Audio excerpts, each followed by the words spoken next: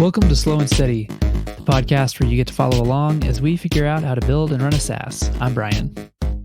And I'm Benedikt. Each week, we'll give you an honest peek into our lives as we work on our products and keep the lights on by making pizza.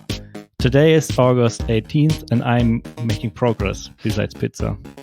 This is episode number 54, and I'm feeling like I hope my dog doesn't interrupt our recording. So we'll see how this goes. The rest of my family's asleep right now, and I can hear the dog walking around on the floor above me. He's getting better, but he's still only 5 months old. So there's a chance that I'll go up there in 30 minutes and some pillows will be strewn everywhere. So total destruction. Yeah, total destruction. No, he honestly is. He's pretty good, but he's still learning. Hey man, I saw your pizza photos on Twitter. Looked delicious. Yeah, it turned out pretty well. Nice. I'm excited. Like I think this will become a new hobby. Nice. Cool. Just making pizzas. Yeah. We have a little pizza oven insert for our grill as well. So next time we throw some together, I'll shoot you some pictures. Definitely. Share some recipes. Yeah, I was about to say we should share dough recipes. Mm-hmm. Yeah. Well, I will confess that we usually just purchase some like the dough, from the from the grocery store, and then stretch it and dress it all up ourselves. We've tried making dough a few times, and it's a whole extra part of the process. Yeah, it is. Yeah. But it's kind of exciting to work on it and figure it out over time. Yeah. Shoot me a recipe. We'll give it another. We'll do. We'll give it another go. What have you been up to this week? Working on lots of stuff again. Mostly, first of all, we rolled out a new data model for tracking companies and relationships between users and companies. It's still not in the UI or anything, but the server is running with a new data model. And I updated our, there's a branch of our Ruby and Rails gems that allows sending in company information and setting up relationships between companies and users. And I integrated that part into user list itself. So user list is sending user lists data about its own users and the company accounts. But I figured this is a good starting point to start figuring out everything and see how it works together.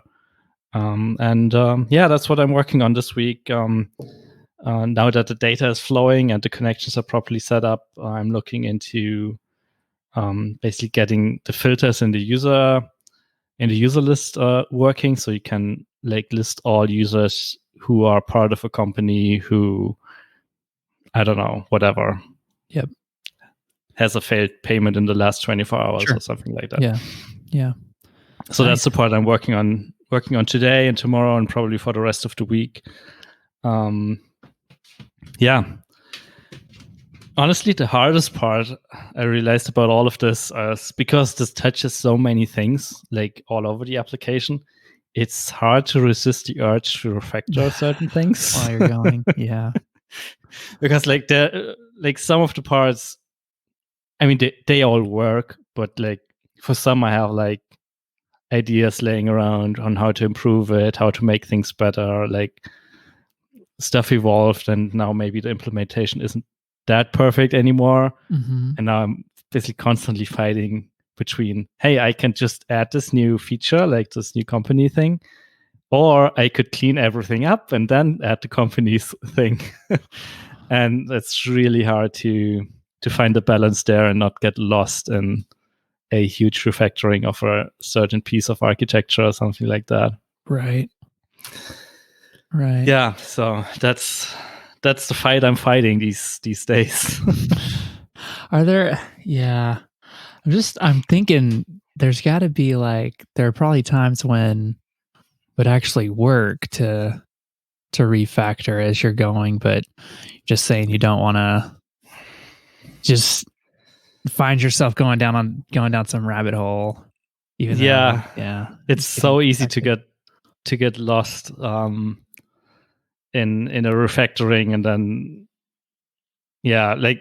because once you start at some place, there's certainly you're coming across a couple others as well, and if you start changing them all, as well, then you're not going anywhere. So have to find the balance there. But I think I'll be refactoring our filter builder a little bit to just use a simpler data structure, at least in part simpler data structure, because the way I implemented it in the first place is it works, it's okay, but especially on the front end, it's hard to figure out what to actually display. And if I change the data model a little bit, or the data structure a little bit, then hopefully that part becomes easier. Because it is already a mess, and it will just be a worse mess when I just add the company stuff on top of it. So that's that part. The other exciting thing that happened last week is Jane's currently working on the knowledge base restructuring. Yep. And at some point she was like, how do you developers deal with this? Whenever I make a change, I have to wait until Netlify deploys the website, only to see that I messed up the alignment of something, and this is so slow, this isn't any fun. And I'm like, that's not how we do it. And these wonderful development environments. So she started out in GitHub on the website, basically just editing the files inside the UI. And step one was getting her GitHub desktop installed, so she could at least sync the repository to her machine and then work with a local text editor in it. That already improved things a lot by a ton, sure. And then after she complained about the slow build times, and to be honest, it's not that bad, but it's a minute or so that it takes to build the entire website. We actually went last Friday, went on a Zoom call and installed Ruby on her machine and Node and all that stuff. And now she has a local development setup for just the website, and she's working with it, and everything works well so far. So that's awesome. That's really exciting. Well, she's such a good designer. She's just a month of study away from being a full stack developer. So, there's not much missing. Yeah. Awesome. Well, that's good. But so it's actually, how is all that knowledge base work going? And any updates there generally? it's basically done. My part is definitely done. She's cleaning up a few things, rewriting some sections and moving stuff around so it makes more sense. Because previously in Help Scout, it's possible to have the same article in multiple categories, and with a static website, that doesn't really make a lot of sense anymore.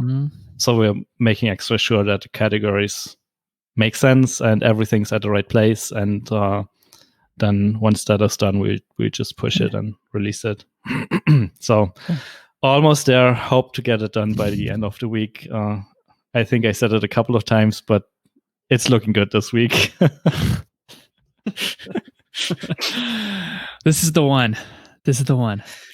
I hope so. It's number one priority for her this week. And once she's done restructuring, I'll basically set up the redirects for the old content, and then it's good to go, I think.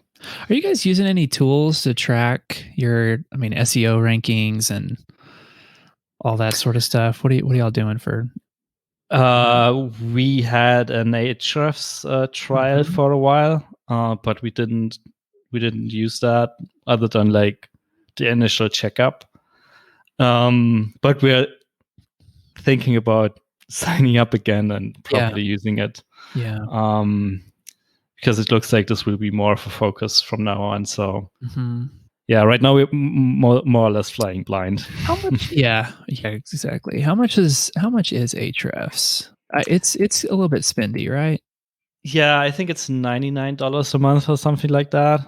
Yeah, So it's not a tool you sign up and then don't use. yeah, no It's a doubt. little bit too expensive for that, but like if we sign up and actually Yeah, use it, at least on a monthly basis to figure yeah. out like keywords or whatever, Hmm. then it might be a worthwhile investment. Yeah, 99 a month. The one that I'm using is Mangools, Mangools. They have like a keyword finder, a SERP watcher. It'll like you can put in the keywords that you're watching. It sends you a weekly report of how you're doing. It's got a pretty handy link miner and site profiler. I think it's like 500 a year because I'm on the annual plan. Maybe it's even 397, something like that. Anyway, I really, really like it. Now, I've never been an Ahrefs customer, so I may not know what I'm missing, but it is worth taking a look at as an alternative to Ahrefs. Anyway, Yeah, I'll definitely check it out because like Ahrefs might be the best tool around, maybe not, but like it's one of those tools that are super powerful, but as a rookie user, you kind of feel lost in it. So yeah, I'll that's throw a one link, of the reasons why we're not using it right now. throw a link in the show notes. So yeah, it's been. I'll talk about that in just a second, but I mean, it's been. I've used it for the past year and a half and stuff for brianray.com, and it's been pretty darn useful. Cool. Yeah. How's all the customer interview stuff and content marketing, all that going? Yeah, pretty good so far. Like we have another new case study that we haven't published the first one, but we already have a second one. So that's coming along. I think Asia did about 9 or 10 interviews by now. So that's interesting, and we're learning from that. I'm not sure if I talked about this last week, but one thing that was pretty interesting that she identified was basically 2 personas of our customers. Like one type is like founders, similar to both you and me, and probably a lot of our listeners, and the other one is marketers, unsurprisingly. But it looks like the founders are super happy with the product, and the marketers are like, yeah, it's okay, but it could be improved in many ways, and they have high expectations. So that makes it super easy to basically decide to just focus on founders. Yeah, right. Not saying that like we don't want to have marketers using our product, but I think at this point it's hard to just like make them happy with our feature set, and there's so much they'd like to add to this that we probably have at some point, but definitely not right now. For example, A/B testing or like super customizable email templates and stuff like that. It's all good ideas, but yeah, I mean, you have to kind of focus on important stuff right now. Yeah, no, totally. And that is super valuable to be able to know that, change your copy, your marketing focus, everything to make one segment really happy. Yeah. Rather than trying to impress this other group that has really robust, options currently. Yeah, definitely. So that was an interesting learning, and like it's with a lot of stuff, like in hindsight it's like obvious, yeah, of course that's how it is, but she laying that out in a way was kind of a light bulb moment. So awesome. yeah, well, good, congrats. Hope that unlocks some traction for yeah, I hope so too. We are also going to start Facebook ads. I think today, as she just like basically 5 minutes before the recording, she sent over like the setup, the campaigns that are already set up. So we are, I think James is reviewing them right now, and we're good to go and start them. Cool. So how's your sleep been this week? So far, so good, I guess. Man, yeah. Did Asia give you like just an estimate as to like what the cost per click target is on Facebook that y'all are going for? I don't think we have an estimate on the Okay. cost per click, but the budget right now is $10 per campaign per Okay. day. Yeah. So yeah, we see. I mean, that's totally the thing is, it's just so much more realistic for to get insights on a budget. I was tinkering around. I'm asking because I was tinkering around with LinkedIn ads and Capterra ads, and of course Google Display. And you're doing good at $3 a click just for a click, and so not Yeah, even yeah, like a conversion. And yeah, that's just not a viable approach for yeah. a bootstrap company. We'll see how it goes. I mean, no insights just yet. Okay. Maybe next week. Yeah.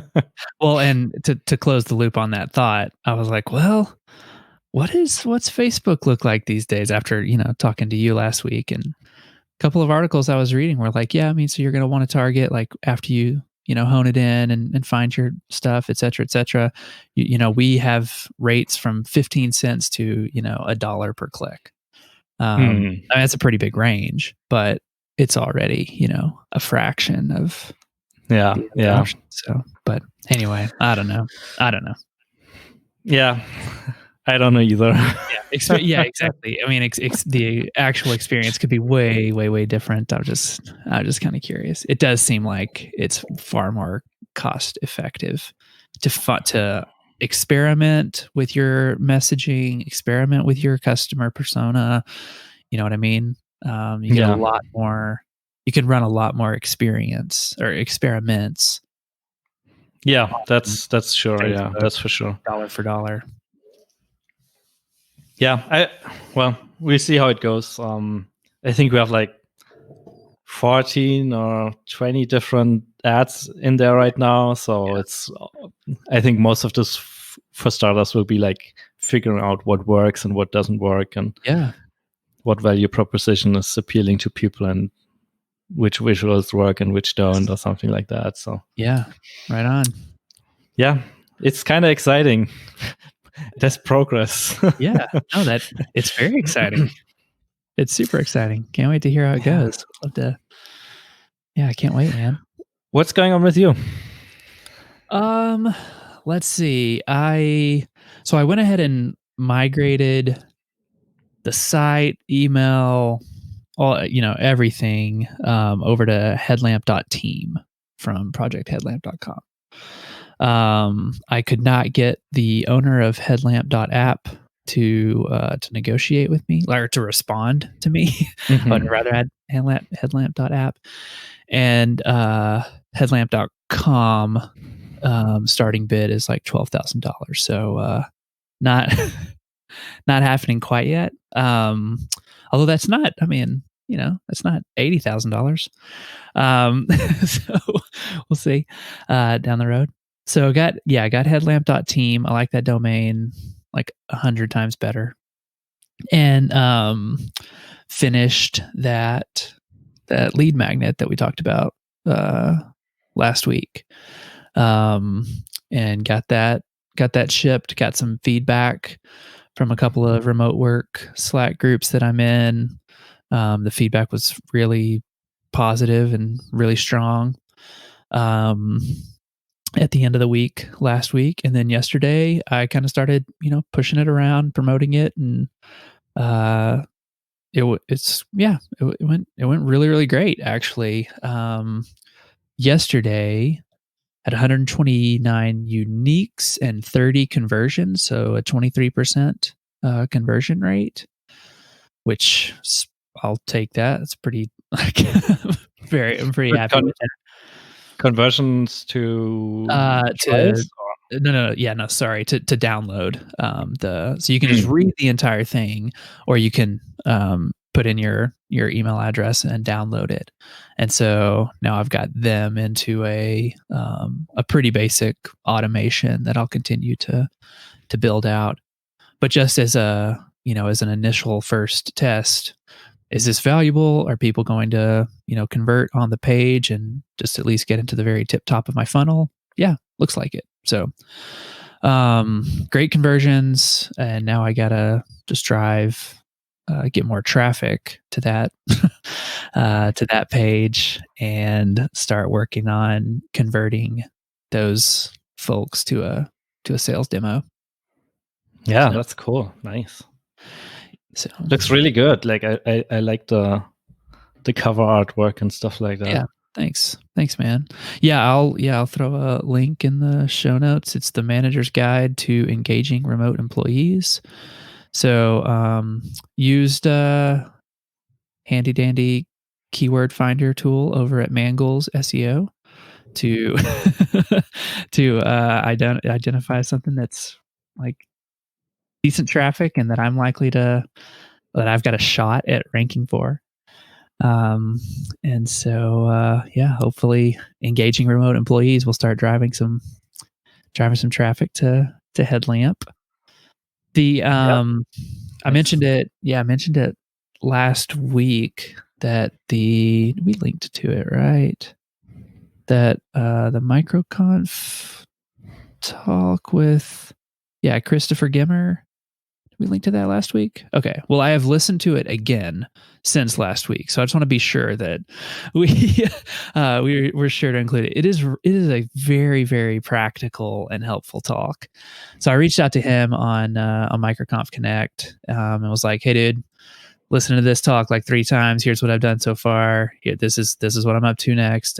He's super helpful and gave me some practical tips. So now I'm on to trying to get some backlinks to that piece of that guide, and probably start reaching out to do some guest posts and guesting on podcasts and that sort of thing.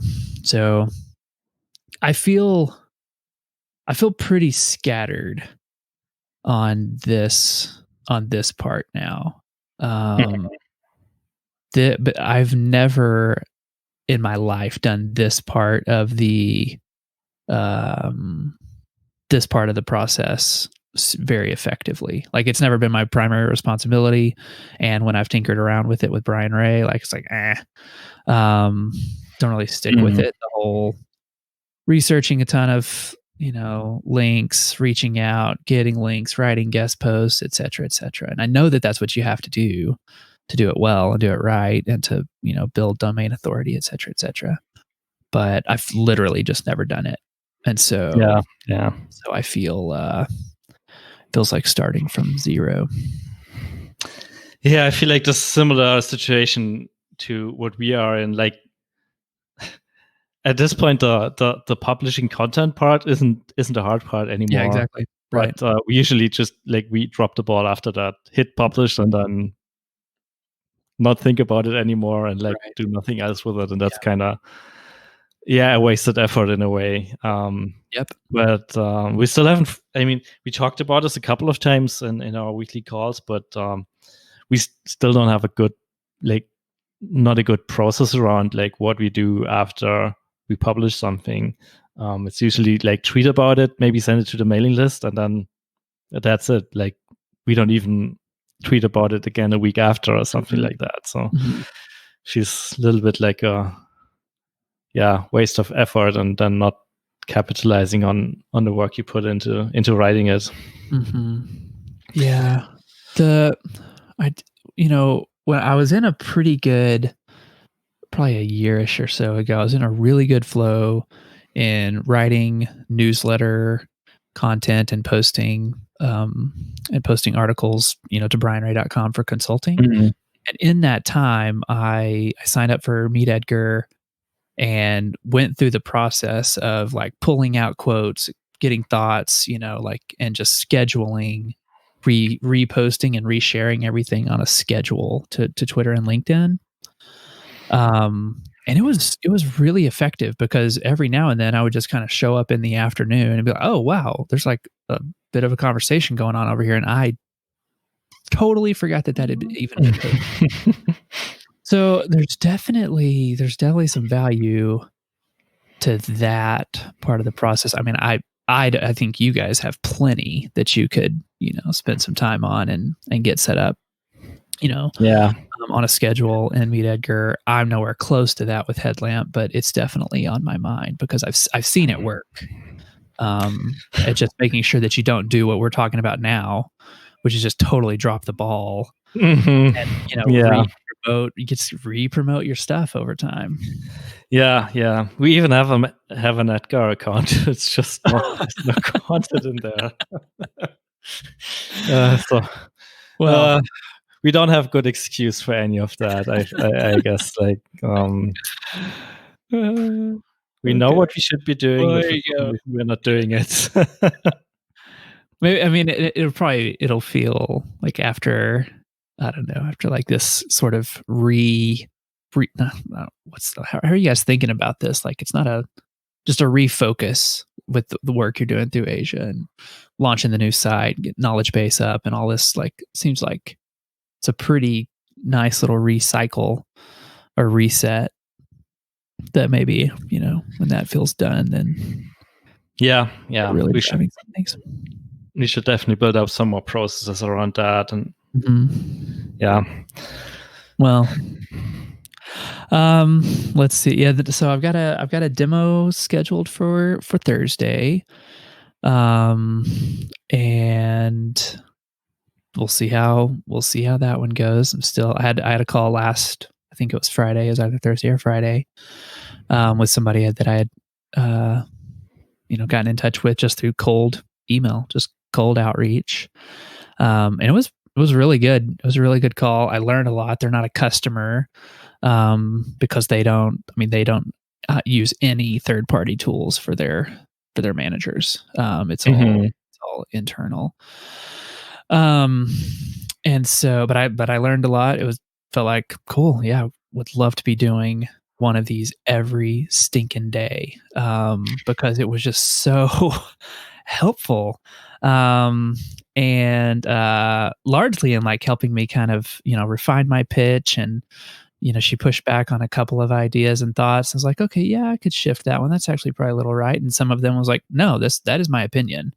And it's like that. Even just that is helpful, just to kind of sharpen your point of view. So, but the other thing is, I mean, I haven't coded on the app in weeks now because it's been, and that's not a complaint, just an observation. Like, got it to this point. Okay, let's try to collect some knowledge and what resonates, what doesn't.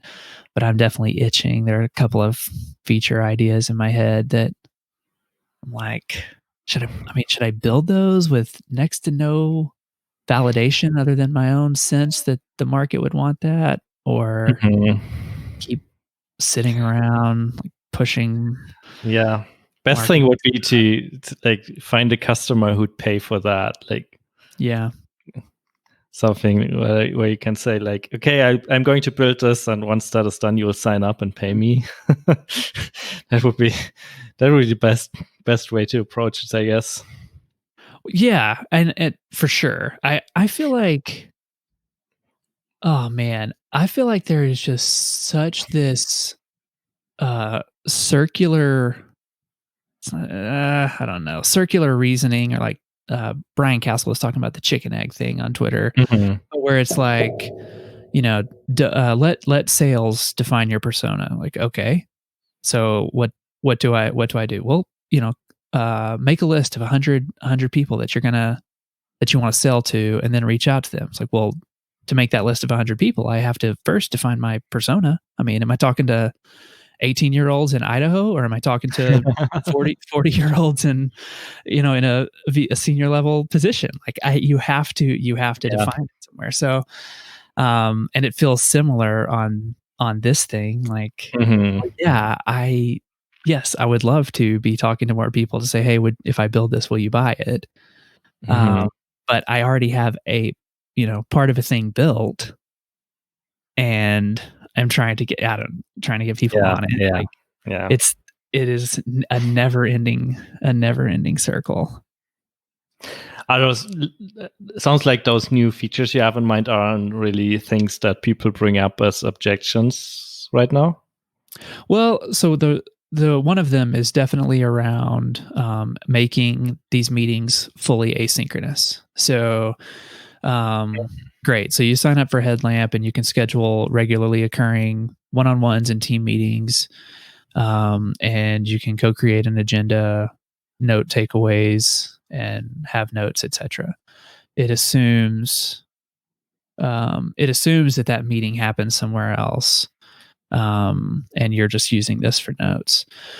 And one of the people who wrote me back from the cold outreach campaign was like, main thing for me, like if you're asking for advice on what managers are looking for, main thing for me is to make asynchronous communication really easy. And Hmm. so the idea would be, okay, what if on these meeting pages they have the option to do this, over video, or what if right here on the meeting page they can click record and record a little 5-minute video, addressing all of those agendas, send it to the manager. The manager watches it, records their own 5-minute video, sends it right back. And, it's this voice message, back and forth, one-on-one meeting completely asynchronously across a week.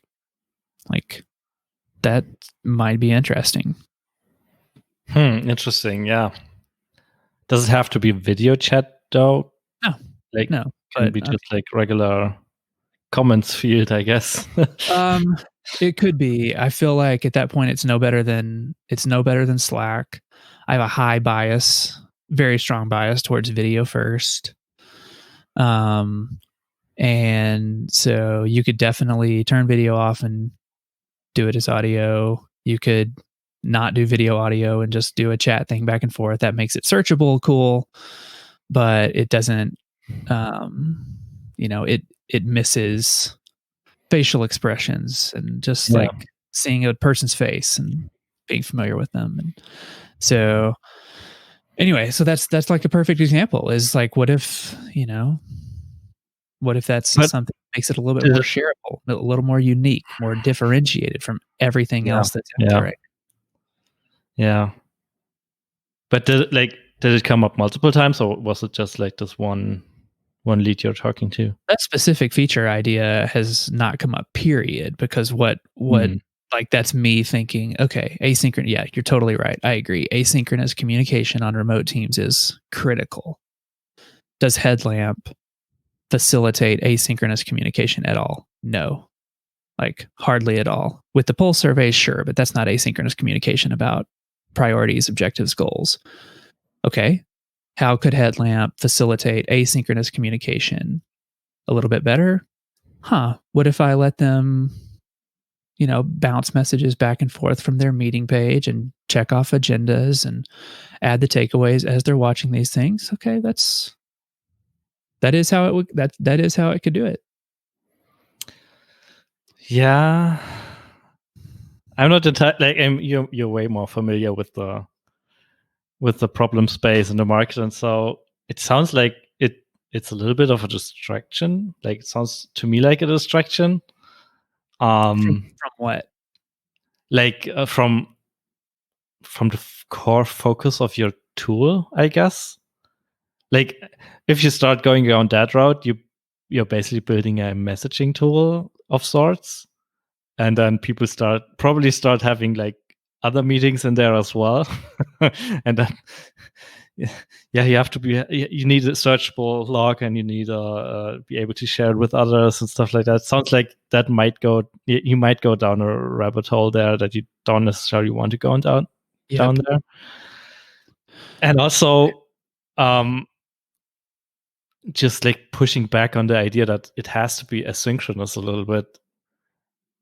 Initially, I feel like one thing you wanted to solve was like the engagement problem and people feeling included and like welcome and part of a team, and isn't like having one-on-one conversations exactly the thing that helps to improve that part. They don't have to be synchronous though. I mean, in order for remote, for anybody, it's not even related to remote, in order for anybody to feel connected and heard and like part of an actual team, then they need to feel like their personal goals are important Mhm. Mhm. and that they're aligned with the company's objectives and that the work I'm doing here matters. And for sure, you should have some amount of real time video communication with your entire team. But on a day to day and on a week to week basis, is it effective management and effective team building to have asynchronous Yeah. communications about what you're working on and how is it aligned towards our objectives? How is it aligned towards your long term goals? I mean, that's the core offering of the app is how do you help people feel like they can do their best work here and that it's aligned with our objectives and everybody is happier. I mean, Yeah. Yeah. Makes sense. But I still wouldn't build like any sort of messaging right into the app. mm, I mean, I, could you do like like you have a Zoom integration right now of sorts, right? yeah, Where people very like like shallow. I mean, can you do something similar with like other yeah, like I'm not entirely I don't do the short video messages back and forth thing, but like could you integrate with another tool or service that does that- something like that? yeah, it's a good question. That's a really good question. I mean, yeah, let me yeah, I'll look into that. Here's okay, all right, let's close on this thought maybe. Yeah. Is that so I've got this I had this one, really warm lead. Had a great call with them. They were like just ready to buy, but they're kind of dragging their feet. What what is a way that I would be able to like I don't build anything. I just mock this up and show it to them. And if that unlocks them or like gets them unstuck and they sign up, that's some validation that it's valuable enough to help push someone a little bit closer to the finish line. Yeah, that sounds like a good idea. That's not quite building it yet. Yeah, yeah, But totally. Like, I'm not gonna write any code. also gets them a little bit like gets things a little bit closer to probably makes it easier to convince them of well that you're actually serious with improving the tool to their needs. Mm. Mhm. Was Okay. that Well, that particular customer you're talking about? no, Okay, no. So so completely different different feature. customer. Yeah. Okay. Um, yeah, okay. I gotta refine my thinking on this because I'm I find myself feeling pretty convinced that this actually is part of the core offering. And The there's something messaging about or that. Yeah, yeah. yeah. There's something about how I'm describing it and how you're hearing it that is like, whoa, that's a total distraction. That's nowhere close to what the tool is supposed to do. So Mhm. I need to I need to think about why that is. Um, this is really helpful. Thanks. This is my favorite part of doing this podcast. By the way, it's just like Me asking stupid questions. they're not stupid at all. It's just like, hey, what if no, that's not a good idea. And yeah, it's just the best. Yeah.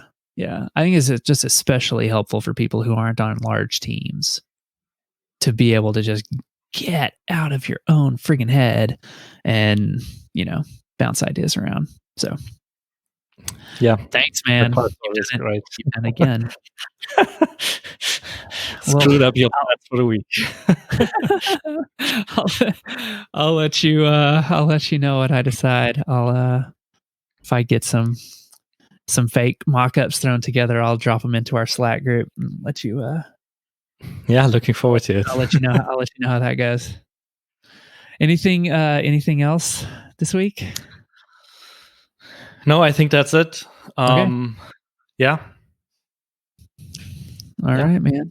Well, I'm gonna go try to dredge up some backlinks and create a fake mockup, and I'll let you know how it goes.